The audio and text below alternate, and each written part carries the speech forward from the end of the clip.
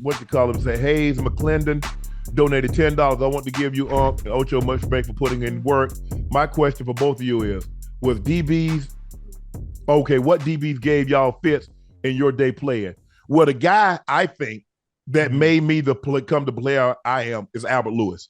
Long, 6'2", he was 6'2", could play inside, could play outside, came from Grambling State, feathery. He constantly gave me a different look. He made me. He forced me to become what I became because I knew if I could beat him, I could beat anybody. Right. And so he had the most impact that says, okay, in order for you to be what you think you can be, you have to consistently beat him. Right. And I knew I was legit when he was in Kansas City and the Raiders signed him. He was their number one free agent because I was cooking the Raiders. Yeah. They had nothing. Nobody could do anything with me. T-Mac, Eddie Anderson, none of them. Washington, none of them. They couldn't see me. I cooked them all. So they went and got Albert. Right. He slowed me down, but he ain't stopped me. He slowed me down, but he ain't stopped me. Which, Michael asked, better safety, Steve Atwater, Troy Polamalu, Ronnie Lott. They're all different. Different. Because you do realize Ronnie came in as a corner. Ronnie was an all-pro at corner. Yeah. So people don't realize that. He moved to safety. They were different. Atwater was a true strong safety. Strong safety. Like Brian Dawkins. Like B-Dog. Although Troy was so skilled, he lined up everywhere. He'd be at the line of scrimmage and he's supposed to be in the hole or he's supposed to be in the 2 deep. I'm like, bro, why? I mean, my last year was his rookie year because he and Ed, if I'm not mistaken, came out the same year. Yeah. No, Ed came out my last year. Troy came out with Detroit. Did they both come out in 2003? I think I played against Ed 1 year. I think I played against Troy 1 year too. It might have been. Did one come out in 2002 and one other came out in 2003? Or both came out in 2003? Both came out in 2003? Troy came out in 2003. Ed came out in what? 2002? I think Ed came out in 2002. Because Ed, I didn't play with Ed. I left Baltimore after the 2001 season. Right. And I think, so what year did Ed come out? 2002. Ed came out in 2002. But for me, the best safety that I ever broke down, that I ever played against, that I ever saw was Ed Reed. Yeah. For me was Ed and Troy. Ed and Troy. Yeah. Unbelievable. And the fact of the matter was they did things, I call it exotic coverages. They did things that were very confusing that no other team could do because of the way the defense was constructed. There was no weakness. There was no weakness in the secondary. There was no weakness at the front line. And they did some of the craziest stuff. Just like you mentioned, Troy, we don't know what the damn coverage is because everybody at the goddamn line of scrimmage. Everybody. And as soon as the ball snapped, everybody running to where they supposed to be.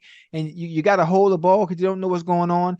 And previously, somebody asked a question about what DB gave you the most fits.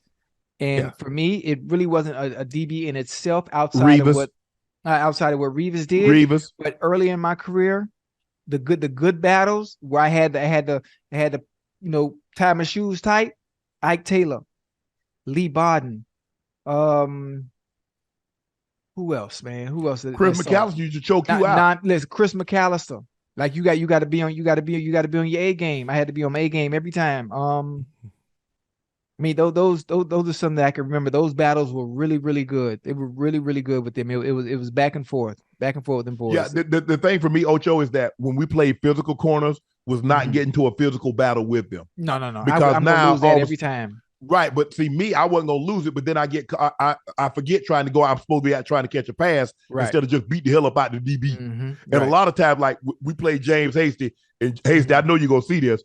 Him, bro, I just be like, I mean, sometimes I would just go out there and like, hey, I don't even want to catch the pass. I just want to go out there and fight it. I just want to go out there and try to run slap over the top of it.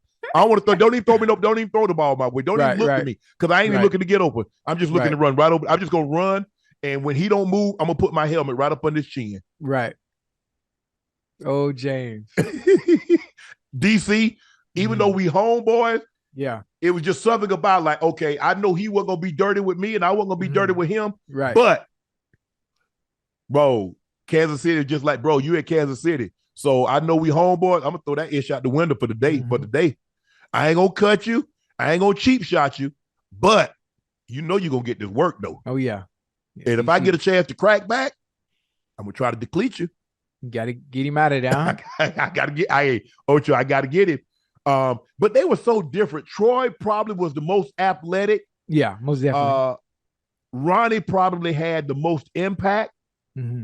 But see, the thing is that when they played back then, Ronnie would have been suspended.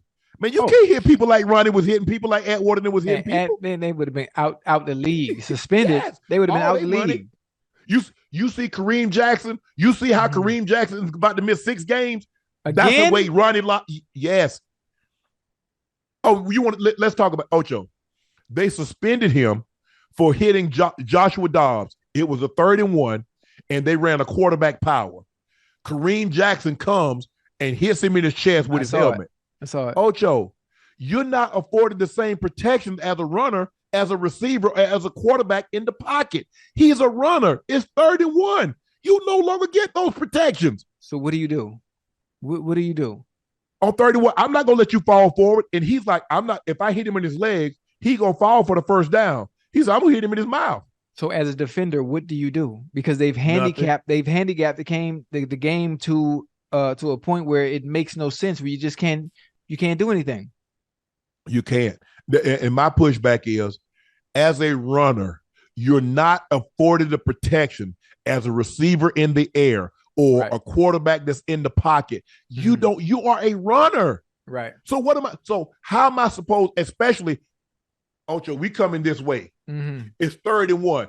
If I tackle you at the legs, what you gonna do? You gonna fall for the first down? For the first down. I'm trying to hit you up top to keep you. That's why I like guys tackling the guy around the legs on the 1-yard line. Right. He gonna fall in the end zone for a touchdown. Exactly. So I'm gonna try to keep him getting that first down. I'm gonna hit you in your mouth, and you're a runner.